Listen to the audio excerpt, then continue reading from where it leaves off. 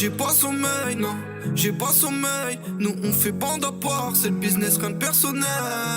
Par semaine, ouais par semaine. T'imagines pas ce qui rentre, c'est le business rien de personnel que de l'oseille. Bien plus d'oseille. Et quand j'en perds, faut en refaire, donc je récupère des rires, des pleurs, des peines de cœur. Je te fais confiance, ne me déçois pas ma sœur. Ça va les gars? Ça va et toi? Ça va Manuel? Ça va super. On a parlé beaucoup de travail dans le dernier podcast. Ouais, aujourd'hui on va parler d'un sujet que j'aime bien moi, le dodo. Le gros dodo. On va parler du dodo aujourd'hui. Non, parce que c'était facile dans le dernier podcast, on expliquait à quel point on pouvait travailler longtemps, durement, et on a eu une question qui est, mais du coup, vous dormez pas beaucoup, c'est important le sommeil. Et puis on va répondre à plein de choses. Les préjugés aussi, je suis plus du matin, je suis plus du soir. Enfin, oh là là, je pense qu'il a fait réagir quand même, hein, le dernier podcast, juste pour en parler un petit peu. Bah, de toute façon, c'était sûr, hein, on a attaqué un sujet de société qui est très actuel. Donc, la semaine de 4 jours. Ouais. C'est ce dont on a parlé dans le dernier podcast. Si vous nous retrouvez aujourd'hui, bienvenue dans Take Out. Peut-être que vous nous découvrez. N'hésitez pas à follow le podcast. Et aujourd'hui, on va parler de la nuit de 3 heures. D'après certains, nous sommes de très méchants libéraux qui aiment le travail. Bah vous surtout. Hein. Bah toi aussi. Moi, je me sens bien dans mes bottes. Je suis un viewer en fait dans cette émission. Faut savoir que Léo, il compte en dodo. Oui. Tu le vois, tu lui dis Léo, on se voit dans 3 dodos. Oui. Même les OP, je les fais comme ça. C'est pendant combien de temps la vidéo? Dans 4 dodos. Ah. Et je vais pas les faire ceux-là. Ce qui est fou, c'est qu'on est vraiment tous les trois très différents là-dessus. Donc, on va évidemment parler du sommeil, mais je pense que ça va être corrélé à plein d'autres facteurs qui sont importants à prendre en compte. Vous dormez combien? Oui, vas-y, Manuel. Pour démarrer le podcast, je propose qu'on ouvre tous notre application Else. Ah, ouais, bonne idée. D'accord, Mais vas-y. Moi, ça marche, vous? Bah évidemment, ça marche. Avec le téléphone? Toi, tu fais avec la watch, Manuel? Ouais. Moi, je dors jamais de la vie avec une Apple Watch. Mais moi, je la mets autour du poignet. Oui. Alors, je vais jamais dans cette app, donc il faut m'aiguiller, s'il vous plaît, les gars. Activities, peut-être? Où est-ce que c'est le dodo? C'est dans dodo. On va où, les gars? Moi, il est en... Ah, sleep. Ah non, ça, c'est autre chose. Alors, le problème, c'est que moi, je pose vraiment mon téléphone loin du lit. Et vu qu'à partir de 19h, je l'ai plus, il considère que je dors 9 heures par nuit. Ce qui est fabuleux. Est-ce qu'on peut regarder sur les 6 derniers mois? Les stats sur les 6 derniers mois, puisque tu as la semaine, le mois et les 6 derniers mois. Alors, je confirme que ça marche pas. Hein. T'as combien, toi, Léo? 7 heures. Moi, je suis à 7h30. Donc, ce qui n'est pas non plus la réalité en moyenne. Oui, ça marche pas. À moins que tu... Manuel, qui est très assidu. Manuel, combien tu as d'heures en moyenne de sommeil sur les 6 derniers mois? 3h19. On ne va pas du tout avoir les mêmes choses à raconter dans ce podcast. On va pas être d'accord sur tout. On va pas être d'accord sur tout. Là, au moins, ça va faire plaisir. Ah, c'est dingue. Ah oui. On peut commencer par là. Donc, toi, Manuel, réellement, tu dors, mais c'est par phase ou tu dors vraiment à l'année 3 heures par nuit? Tu tiens combien de temps en dormant 3 heures par nuit? Parce qu'il faut le dire, c'est pas forcément conseillé non plus. À ce stade, les 19 minutes comptent. Hein. Donc 3h19. Au bout d'une semaine, ça fait 1 heure de plus, quoi, un peu plus. Alors, ça dépend, mais oui, moi je dors pas beaucoup. Oui. Dû à quoi? C'est un rythme à un moment où tu te dis, pour atteindre cet objectif-là, j'ai besoin de... Un peu de tout. Alors je lisais un article sur cette question pour... Enfin, une série d'articles d'ailleurs, pas qu'un article sur cette question, puisqu'on a décidé que c'était ça le sujet du podcast. Et apparemment, les chercheurs commencent à dire qu'il y a quand même des facteurs génétiques qui impactent ton rapport au sommeil. Le rythme circadien. Donc, ça, on n'est pas tous égaux face au sommeil. Après, on peut quand même dompter un peu son sommeil. C'est-à-dire qu'il y a des choses qui s'apprennent, notamment... les gens qui font du bateau apprennent ça en fait à faire l'écart, manager leur sommeil en fait par la force des choses, mais oui, on n'est pas tous égaux. Sur la question de est-ce qu'on est du soir ou du matin, ça c'est un autre débat qui moi me pète les couilles, mais c'est une question de volonté surtout et d'organisation, mais oui, on n'a pas tous besoin de la même quantité de sommeil. Et d'ailleurs quand tu traverses la vie, plus tu vieillis, moins tu dors, paraît-il. Donc ça change avec le temps. Donc toi, c'est par phase ou du coup, à l'année, tu arrives à dormir à peu près 3h30? Non, c'est à peu près mon. Alors 3h30, là, je suis dans une moyenne basse parce qu'il y a eu beau. Enfin, j'ai été... Oui, tu fais pas ça toute l'année. J'ai été bien occupé ces derniers temps, mais ma moyenne doit être autour de 4h, 4h30. Quoi, C'est quand même très très peu. Hein. Toi, Léo, ça se passe comment, ton sommeil? T'es à quoi en moyenne? Sachant que toi, il n'y a que des phases dites normales. Bah moi, c'est difficile à dire. Je pense que là, la moyenne est fausse. Mais je dors pas tant que ça parce que je me couche assez tard, en fait. Donc, j'ai pas un si gros sommeil et je pense qu'il est justement un peu perturbé et que j'aurais besoin pas de plus dormir, mais de mieux dormir. J'ai un sommeil assez dérangé, je me réveille très souvent la nuit, vers 2h du matin, etc. C'est catastrophique à ce niveau-là. Donc, non, moi je pense que j'ai un rythme assez régulier, mais très peu performant finalement. Alors moi, je suis pas très régulier en termes d'heures de coucher et d'heures de lever. On va dire que j'ai plus des phases. Je suis tout le temps au lit avant 22h, ça c'est sûr. On confirme. Voilà. N'essayez pas de me joindre, sauf si vous vous appelez Manuel Diaz ou Maman Romain. Il n'y a pas grand monde qui arrive à me joindre après 19h. Ça, c'est un classique. Ouais. C'est pas pour autant que je ne travaille pas. Alors, c'est ça qui est assez fou, c'est que j'utilise différents produits pour travailler sur différentes choses. À partir de 19-20h, je peux être sur mon MacBook ou l'iPad. Et pour me coucher, souvent, je vais lire des choses qui ont indirectement un rapport avec mon boulot sur ma Kindle. Mais j'aime beaucoup lire, même 10 minutes. Je suis pas vraiment un grand lecteur, hein, mais juste 5 ou 10 minutes, histoire d'avoir les yeux qui se ferment, ça m'aide vachement à m'endormir. Si, quand même, elle est finie cette bio. Elon Musk. Oui, ça y est. Bon. Maintenant, je commence... Ça t'a pris combien de dodo? Beaucoup de dodo. Mais là, ça y est, j'avance vraiment rapidement sur Phil Knight. Je suis trop content. Ah, très bien. Top. C'était un peu long, mais ça arrive doucement. Et donc voilà, moi, en moyenne, c'est 6h30 de sommeil. Quand j'ai envie de bien dormir le week-end, c'est 7h30 max. Et je dors à 23h pour sûr. Donc je fais du 23h, 6h30, 7h du mat maximum.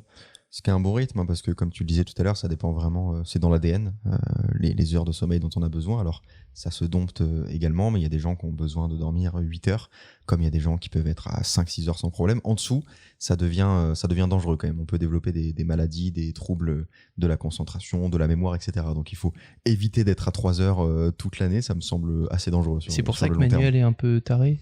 Ah oui, c'est totalement pour ça. D'accord. Bah merci du diagnostic, mais... Ça fera 150 €, s'il vous plaît.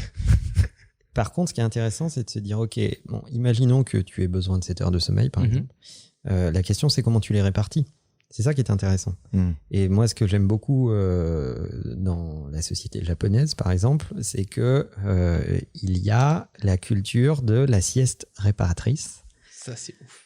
Qui est totalement tolérée au travail, c'est-à-dire que c'est pas du tout... C'est encouragé inavouable que de faire une petite sieste au bureau.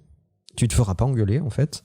Alors après, il faut arriver à la doser. Il y a aussi, je n'ai pas les derniers chiffres, je veux pas dire de bêtises, mais il y a des chiffres, il y a des études qui ont été faites là-dessus pour savoir à partir de quand ta sieste devient contre-productive, parce que sinon tu vas attaquer un sommeil plus profond et là ça devient 20-25 minutes.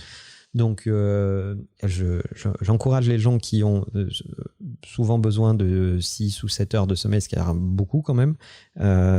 C'est beaucoup, 6-7 heures?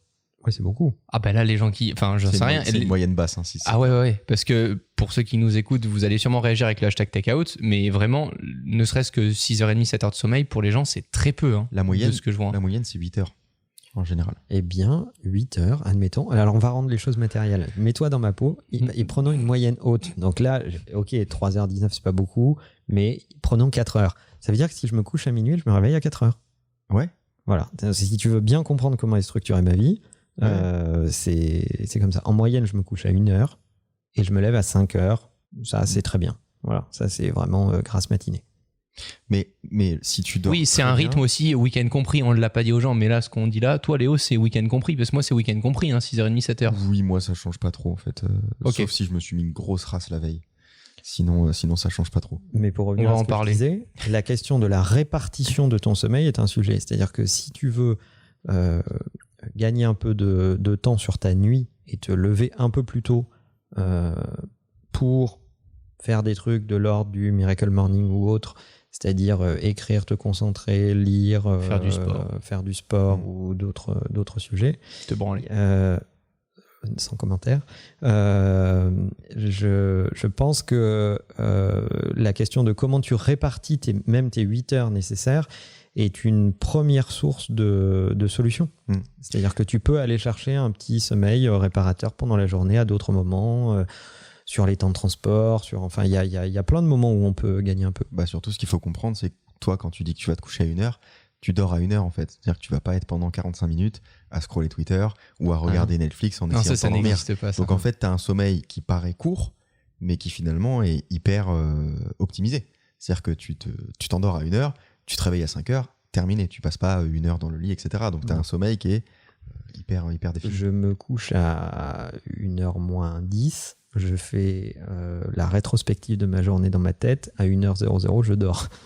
Et puis il y a des choses aussi qu'on peut faire sans être sollicité, sans être sollicité de la même manière que durant notre journée. Quand je parle de lire sur la Kindle, ça te demande pas autant d'attention que d'être sur ton feed Twitter en réagissant très rapidement à toutes les infos qui se passent et autres. Donc déjà, ça te calme. Donc même si tu lis une demi-heure, c'est déjà un repos beaucoup plus bénéfique à lire une demi-heure que de passer une demi-heure devant un film. Et surtout, il n'y a pas de lumière bleue. Donc sur ta Kindle, c'est de l'encre numérique. Ouais, et c'est hyper bien de lire avant de dormir parce que c'est pendant le sommeil que se construit la mémoire à long terme. Il est vrai que je me souviens beaucoup mieux de 3 pages de lecture plutôt que de 4 vidéos YouTube que je peux regarder avant de dormir, ça c'est sûr. Mais j'insiste sur le fait de dormir peu, c'est très dangereux de dormir trop peu. Ça augmente les risques d'avoir Alzheimer. Ça détruit le système. C'est déjà le cas. Ça détruit le système immunitaire, ça augmente votre risque de cancer. Manquer de sommeil vous rend vulnérable aux maladies cardiovasculaires, aux attaques et aux insuffisances cardiaques congestives. En d'autres termes, dormir trop peu, c'est pas très très cool. Non, c'est vrai. Mais bon, c'est un choix. Ou pas, hein, ça dépend. Tu as des prédispositions naturelles et après tu les encourages ou tu essayes d'aller contre. Mais bon, moi je suis. Après, là où tu as raison, Romain, c'est que c'est une conception de la vie. C'est-à-dire que moi je ne suis pas partisan de. Il faut absolument que tout ça dure. Je suis partisan de l'intensité. Ça, c'est très intéressant ce que tu dis là. C'est la phrase de Rousseau. Hein.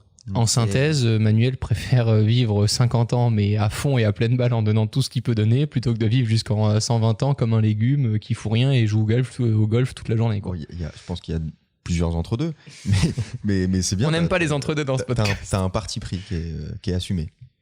Oui. C'est ma façon de voir les choses en fait. C'est-à-dire que si tu dois vivre au ralenti mais plus longtemps, c'est quand même moins intéressant que d'avoir vécu intensément. À une autre échelle, et pour prendre quelqu'un que j'aime beaucoup, qui est Elon Musk, il disait justement dans une interview où tous les gens étaient très étonnés qu'en étant multimilliardaire, il continue de dormir de temps en temps dans son usine, 3-4 heures par nuit, etc. Et il répondait très facilement à ça, de dire mais en fait, ma considération vaut beaucoup moins que l'avancée technologique dans le monde et l'accès à d'autres planètes comme Mars, etc. Donc lui, en fait, il préfère vraiment léguer toute sa vie à la science et à essayer de faire évoluer le monde, et c'est son choix, et il préfère mourir plus tôt dans peut-être des conditions atroces, dépendant de comment il s'est mal géré toute sa vie, mais pour essayer de délivrer quelque chose de plus impactant à la fin. C'est un choix. Oui, c'est pas choquant, c'est un vrai parti pris. À côté de ça, et vous êtes tous les deux là pour en témoigner, hein, parce qu'on partage quand même des choses dans la vie privée. Tu n'as pas de problème d'érection, en effet, on peut en témoigner. C'est vrai. Ça ne t'impacte pas à ce niveau-là. Mais c'est pas ça que je pensais. Je pense que le rapport qu'on a au sport, à la nutrition, à la façon dont on gère, j'allais dire, le in and out, en fait. Ouais. Bon jeu de mots. C'est un vrai sujet, en fait. C'est-à-dire que si tu brûles la chandelle par les deux bouts, évidemment, ça va aller beaucoup plus vite. Si tu dors peu, que tu bouffes n'importe quoi, que tu fais jamais de sport, que tu fumes comme un porc, que tu te prends 4 mines par semaine, etc., bon, bah, forcément, ça va être compliqué. C'est exactement la clé, et c'est là où les gens qui peuvent être très étonnés du peu de sommeil de Manuel pourront aussi être très étonnés d'à quel point il considère son corps comme un temple et qu'il n'ingurgite strictement rien de toute la journée qui pourrait être néfaste à son énergie. Mais ça peut être des trucs tout cons, mais le choix d'un thé pour Manuel, va vraiment influencer indirectement l'état physique de son corps. Donc c'est... Hier, on a fait une réunion au bureau avec Romain et il m'a regardé bizarrement parce que j'étais en train de manger des trucs et je lui ai dit ça c'est pas bon mais c'est des bons macronutriments. Il allait vomir, hein, vraiment au point de vomir, mais il m'a dit là tu vois parfait, mon corps il est trop content et tout. Mais tu le sens parce que, et c'est vraiment des exemples tout cons, si tu manges un McDo la veille, en termes d'apport nutritif, ton lendemain, tu le vivras pas de la même manière. C'est pas grave de manger un McDo de temps en temps, mais ça ne te fait pas du mal que à l'instant où tu le manges et psychologiquement. En fait, c'est pire physiquement. Le ressenti physique le lendemain est pire que le ressenti psychologique où tu culpabilises 2 secondes de manger un Big Mac, quoi. Mais je crois que au-delà de la durée du sommeil, ce qui est très important, c'est le rythme. Le fait d'avoir une heure de coucher régulière, de se lever tous les matins, que t'aies pris une mine la veille ou pas. Pour moi, c'est la clé, ça. Ça, c'est super important. Ça, et pour moi, c'est plus la clé. important que la durée. C'est le fait de faire tout le temps la même chose. Ton corps s'habitue. Il est pas en jet lag constant, en fait. En fait, moi, ce que je trouve assez fascinant, c'est la quantité de gens qui subissent leur humeur. En fait, il y a beaucoup de gens qui se disent bon bah aujourd'hui j'ai envie d'eux donc je fais, demain j'ai pas envie d'eux donc je fais pas. Et en fait, il n'y a pas de contrainte. À partir du moment où il n'y a pas de contrainte, il ne peut pas y avoir de résultat durable ou constant. Il ne peut pas y avoir une moyenne en dessous de laquelle tu ne descends jamais. La vie, ça pique. La clé des sportifs de haut niveau, c'est qu'ils ont des routines avec lesquelles il ne peut pas jamais, au grand jamais, y avoir de compromis. Même en vacances, avec leur famille, c'est ça, quoi. Et en fait, il y a beaucoup de gens sur Terre qui ont un niveau de prétention d'un point de vue des résultats élevé et un niveau de pratique extrêmement aléatoire. Et c'est ça qui moi, me rend hystérique, c'est de voir beaucoup d'êtres humains avoir des prétentions et des capacités de renonciation ou des capacités de choix très aléatoires et qui ne sont pas du tout corrélées à leurs prétentions, en fait. Et à un moment, on n'a rien sans rien. Donc, soit tu es rigoureux, soit tu es régulier, soit tu vis selon ton humeur du moment et tu n'auras jamais les mêmes résultats. Mais voilà, c'est automatique. Tu peux pas t'absoudre de cette règle, en fait. Et je pense que la routine, c'est super important et la question de choix est très difficile parfois à faire puisque même s'il y a des soirées auxquelles je peux par exemple être invité et qui me plaisent d'aller et autres, je sais qu'au bout d'une heure, pour mon bien et pour le bien du lendemain et de la fin de la semaine et autres, je dois partir, je dois aller me coucher, même si l'ambiance fait que je serais resté plus longtemps et que j'aurais pu être désorganisé, quoi. Et la question du choix, elle est fascinante parce que cette phrase, tout le monde la comprend. Quand je dis, ce qui n'est pas de moi, hein, quand je dis choisir, c'est renoncer, tout le monde comprend ça. C'est facile à comprendre. En fonction des choix que tu fais, tu renonces à d'autres choses. Par contre, très peu de gens sont capables de le pratiquer. Parce que renoncer, c'est difficile. Ouais. Le monde est fait de profusion.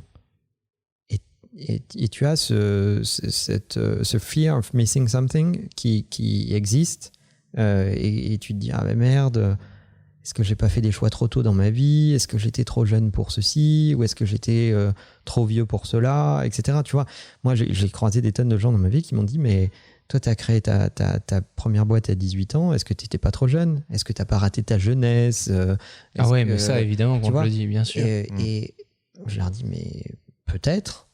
Mais enfin peut-être, je sais pas, moi n'en ai pas cette impression. Oui, c'est ton choix. Mais c'était mon choix. C'est-à-dire que j'ai renoncé au fait de mener une vie d'étudiant avec, je vais être caricatural, mais avec les fêtes, les sorties en boîte, les jeudis soirs, les machins, les trucs et le fait de finalement n'être responsable que de toi et de pas grand-chose d'autre. Et donc cette insouciance-là à un moment de ta vie, mais en contrepartie, quel payback! C'est extraordinaire. J'ai rencontré des gens extraordinaires. J'ai voyagé comme je n'en aurais certainement jamais eu l'occasion si je n'avais pas fait ça. J'ai été inspiré, j'ai créé des choses, etc., etc. En fait, Donc j'ai délibérément choisi ce à quoi je renonçais, et de par là même, je me suis condamné moi-même à faire en sorte que la voie qui était la mienne devait être intéressante. La seule chose qui compte, c'est qu'aujourd'hui, tu souhaites pas revenir en arrière et changer ça. Non, pas du tout. Si aujourd'hui tu renoncerais pour rien au monde à ton mode de vie actuel et passé, c'est la seule chose qui compte finalement. Ouais, je pense que je pense que ça fait ça fait partie de ça, et je pense que la confiance que tu as dans tes choix détermine aussi ta capacité à réussir. C'est-à-dire quand tu fais des choix hésitants, quand tu es comme ça un peu entre la droite et la gauche, entre la voie du milieu, etc., en fait, au final, c'est ne pas faire de choix. Et c'est dans cette espèce de non-choix, dans cette espèce de zone grise, là, un peu au milieu, qu'il ne se passe absolument rien. Si on a une seule garantie à donner aux gens, c'est qu'en ne choisissant pas, il ne se passera rien. On ne peut pas leur garantir qu'en faisant ce choix A plutôt que ce choix B, tout va se passer exactement comme prévu et ils auront exactement l'output qu'ils veulent. Par contre, ce qui est sûr, c'est qu'en restant dans la voie du milieu, il ne se passera rien. En faisant des choses moyennes, on a des résultats moyens. Toi, Léo, t'es passé par les deux phases. T'as été à la fois étudiant, jeune, t'as fait des soirées, t'étais chez des amis, et d'un autre côté, après, t'as connu un peu plus l'abnégation, te retrouver tout seul à Barcelone, essayer de t'organiser, ce que tu nous racontais dans les podcasts, essayer d'aller au sport tous les matins pour te créer une routine positive, t'étais un peu face à toi. Comment t'as vécu justement ces deux passages, et si tu devais en choisir un, c'est lequel aujourd'hui qui t'a le plus marqué? Alors, moi, je suis absolument convaincu d'être un couche-tard. D'ailleurs, avant d'avoir une vraie... d'être un professionnel avec des comptes à rendre, devoir travailler, etc., je me suis beaucoup demandé si je serais pas plus efficace en travaillant de nuit. C'est-à-dire qu'il y a plein de fois où je travaillais de nuit et j'essayais de tenir ce rythme-là. Et en fait, malgré le fait que j'étais persuadé de ça, quand j'ai commencé à aller au sport tous les matins, alors c'était pas à 7h, j'y allais à 9h, mais c'était la meilleure période de ma vie. Parce qu'il y a des moments où j'avais pas envie, où j'étais persuadé d'être absolument crevé, où j'étais sorti la veille et j'avais un peu bu, et c'était un peu compliqué de me lever pour me préparer, surtout pour aller faire du sport. Et en fait, le simple fait de me lever, de m'habiller, de me doucher, d'aller partir, de partir à la salle pour soulever des poids, et ben je me sentais en pleine forme. Et après, j'étais en pleine forme pour toute la journée. Des petits poids. Des petits poids, si tu veux. Mais j'étais en pleine forme. C'est la meilleure période de ma vie. C'est celle-ci en termes de forme. J'étais au maximum. Donc moi, je recommande à tout le monde de le faire, parce qu'on parlait du danger de dormir trop peu, mais il y a aussi un gros danger à dormir trop. Le fait de se réveiller à 8h, de se dire « Oh, c'est trop tôt, j'ai encore besoin de sommeil », de se rendormir, c'est catastrophique. Moi, il y a un truc enfin, je sais que ça existe, hein, mais que je ne comprendrai jamais dans ma vie. C'est les gens qui se réveillent, qui se disent « Ah ouais, j'ai encore du temps, etc. » Voire qui se lèvent et qui vont se recoucher. Ce truc, je n'arrive pas à le comprendre. Alors moi, je me force et je m'efforce, parce que le gros problème, c'est que j'ai tenu depuis tellement jeune, je l'avais un peu expliqué dans un podcast, le fait que pour faire un peu ce qui me plaisait en dehors des cours, etc., dès mes 12-13 ans, en fait, je me mettais un réveil à 5h du mat pour de 6 à 7, en gros, pendant 2 heures, faire ce qui me plaisait avant d'aller à l'école. Et mon cerveau a tellement été mindseté là-dessus que même si je me couche à 1h du mat complètement lessivé de la veille, en ayant bu, sorti et autres, je vais me réveiller en pleine forme à 6h du mat. Ouais. Et je me prends un coup de claque dans la gueule à 8h où je ne comprends pas ce qui m'arrive. Donc parfois, même quand je dors peu parce que j'ai dû travailler au-delà de sortir, parce que ça m'arrive vraiment très peu, travailler la veille sur des sujets et autres et me coucher plus tard, je sais que même quand je dépasse les minuit, 1h du matin, je vais quoi qu'il en soit me réveiller à 6h naturellement, sans avoir de réveil et autres. Et je m'efforce parfois de me dire, c'est bon, essaie de te rendormir 1 heure pour juste gagner 1 heure de plus, parce que tu sais que sinon tu seras pas dans le même état, quoi. Alors moi qui vous connais tous les deux, j'ai envie de vous poser une question pour voir si je me fais la bonne image ou pas. J'ai une bonne idée de vos réponses, on va voir si j'ai bon. À quoi avez-vous renoncé dans votre vie? Alors ça a un impact sur votre rythme de vie, ça a un impact sur je sais pas, la quantité de sommeil que vous avez, la quantité de travail, machin, etc. Mais à quoi avez-vous renoncé? Une vie normale. J'ai renoncé à une vie où quand t'as ta copine qui part en vacances et que tout le monde se dit il va forcément venir en vacances parce que c'est les vacances scolaires, non en fait nique ta mère. Moi je crois que le truc auquel j'ai le plus renoncé c'est à l'aspect social. Ouais c'est ça, ah oui voilà, ok je cherche mes mots, je suis moins bon en littérature que Léo. C'est vraiment un mot simple. Hein. Il est vrai. L'aspect social, le fait de voir régulièrement des potes, Ouais. de participer à toutes les soirées, etc. J'ai beaucoup renoncé à ça. Je vais dire un truc triste, hein, mais aujourd'hui, au-delà des gens que je connais grâce à mon travail, donc vous et autres, si je dois compter genre ce qu'on pourrait appeler des amis, et encore c'est des mots forts par rapport au nombre de fois où je les vois dans l'année et autres, il y en a 2. J'ai 25 ans et il y a que vraiment 2 personnes dans mon répertoire que je me vois appeler pour dire ça va voilà, j'ai renoncé à ça. Et oui, c'était super dur, ça c'est sûr, mais aujourd'hui, pour rien au monde, comme toi, je reviendrai en arrière pour essayer d'avoir... Et est-ce que vous avez été hésitant sur ce choix-là, ou est-ce que vous aviez la pleine conscience de ce choix, ou est-ce que vous l'avez fait un peu comme ça, un peu tous les jours sans vous en rendre compte? Pas du tout hésitant pour ma part, ça s'est fait assez tôt. Et en pleine conscience ou non, plutôt par état de fait? Non, c'était complètement inconscient. Je m'en suis rendu compte au bout d'un moment et je me suis dit tiens, je fais pas ces trucs-là en fait. Je fais pas ces soirées. Je suis dans ma chambre à monter une vidéo sur l'actualité technologique. Je savais même pas pourquoi je faisais ça à l'époque. T'es comme Vald, ouais, un mec de la chambre. Un peu, ouais, exactement. J'étais ce gars-là mais je me rendais pas compte. Je me disais pas putain, je suis en train de louper une soirée de ouf et tout. Juste, je faisais mon truc, j'écrivais mon script et j'étais bien quoi. À moi, à l'inverse, je me rendais compte, j'avais envie parce que je voyais mes copains aller s'amuser, aller boire une grenadine après les cours à 14 ans. Non, mais c'est vrai, aller à la patinoire à Monaco, tous ces trucs-là. Et mon cerveau me disait, tu vas gagner du temps. Si tu ne vas pas avec eux... Donc toi, ça a été plus une lutte. Ouais, ça a été dur parce que, en plus, j'ai eu la chance de grandir dans une famille qui a toujours eu les moyens de me faire plaisir, de m'offrir des belles vacances. Je cherchais pas à faire un petit boulot pour partir skier, des choses comme ça. Donc, réussir à dire à ta famille, c'est super, mais j'en ai rien à foutre et je vais rester tout seul dans ce que vous n'avez pas besoin de m'offrir parce que de toute façon, je l'ai à l'année, c'est une chambre, mon PC, et puis vous me laissez seul et aller skier sans moi.